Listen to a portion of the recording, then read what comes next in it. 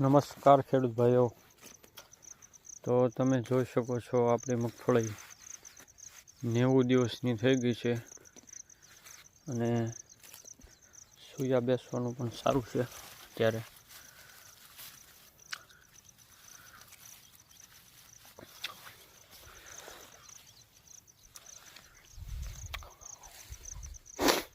અત્યારે આપણે આમાં મૂંડાની દવા એકવાર પાઈ રેન્ચિંગ કર્યું હતું, હજી હોય એવું લાગે છે. જોઈ શકો છો.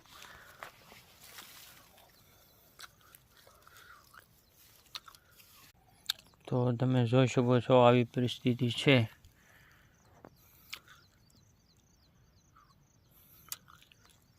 આપણે જે પહેલી વાર રેન્ચિંગ કર્યું હતું એમાં 20% હતું. અત્યારે હવે કરવાનું છે એ ક્લોટ